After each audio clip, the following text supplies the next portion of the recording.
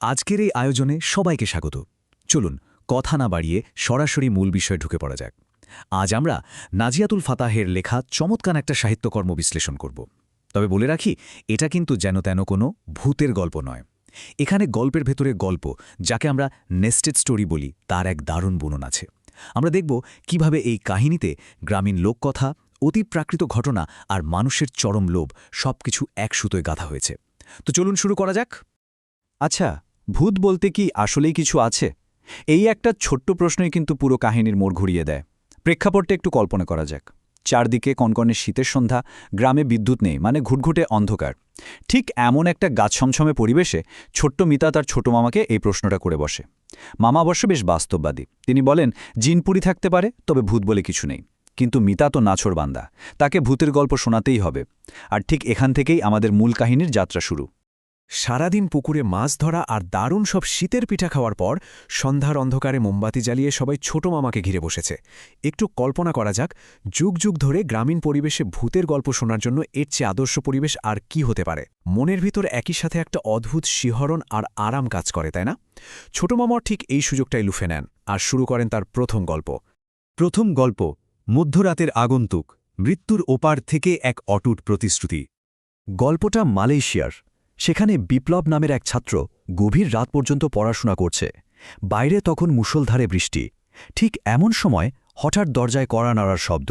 এত রাতে কে হতে পারে? দরজা খুলেই বিপ্লব তো অবাক। বাইরে দাঁড়িয়ে আছে তার ছোটবেলার বন্ধু হাবিব। তবে হাবিবের উপস্থিতিটা ছিল আক্ষরিক অর্থে শিউরে ওঠার মতো। টর্চের আলো ফেলতেই বিপ্লব খেয়াল করে হাবিবের চেহারা অস্বাভাবিক রকমের ফ্যাকাশে, যেন শরীরে এক ফোঁটাও রক্ত নেই। আর সবচেয়ে অদ্ভুত ব্যাপার হল, তার টুপির উপর দিয়ে জ্যান্ত একটা মাকড়সা হেঁটে বেড়াচ্ছে।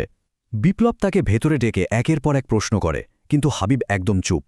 এই যে একটা চরম নীরবতা আর অদ্ভুত শারীরিক উপস্থিতি, এটা মুহূর্তের মধ্যেই মারাত্মক একটা মনস্তাত্ত্বিক ভীতির জন্ম দেয়। অনেকদিন পর বন্ধুকে পেয়ে বিপ্লব কিন্তু দারুণ খুশি।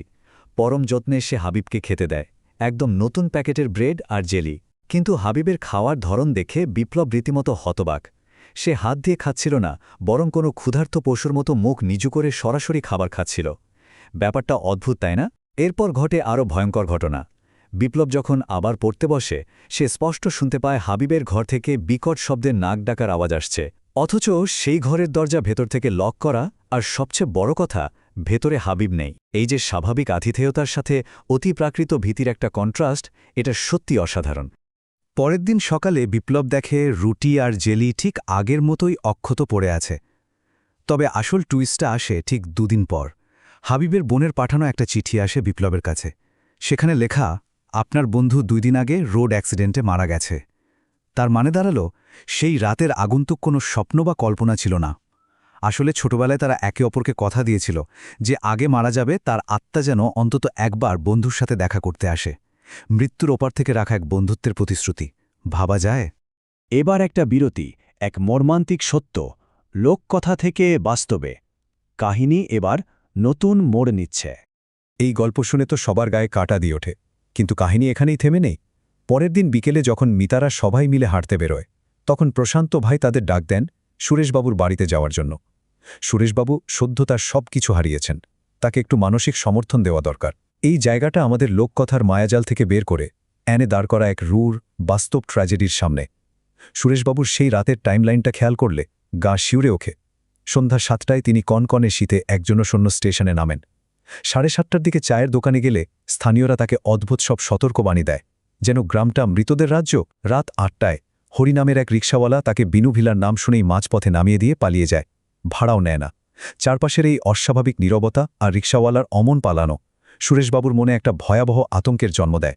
দ্বিতীয় গল্প, বিনু ভিলার ভূত, এক স্বামীর ভয়ঙ্কর আবিষ্কার। সুরেশবাবু যখন পায়ে হেঁটে বাড়িতে পৌঁছান, তখন কিন্তু দৃশ্যপট বেশ স্বাভাবিক মনে হয়। বাড়িতে ঢুকা মাত্রই সন্তান দৌড়ে এসে জড়িয়ে ধরে, স্ত্রী পরম মমতায় চা বিস্কুট নিয়ে আসে। সুরেশবাবুর মন শান্তিতে ভরে ওঠে। কিন্তু এই পারিবারিক উষ্ণতা ছিল আসলে একটা ভয়াবহ মিথ্যে নিরাপত্তা, একটা বড় ঝড়ের পূর্বাভাস। চা খাওয়ার সময় সুরেশবাবু হঠাৎ আয়নার দিকে তাকান, আর তখনই তিনি আবিষ্কার করেন আয়নায় তার স্ত্রীর কোনো প্রতিবিম্ব নেই। এই একটা মুহূর্ত পুরো কাহিনীর মেরুদণ্ড কাঁপিয়ে দেয়। ভৌতিক উত্তেজনার একদম চরম বিন্দু এটা।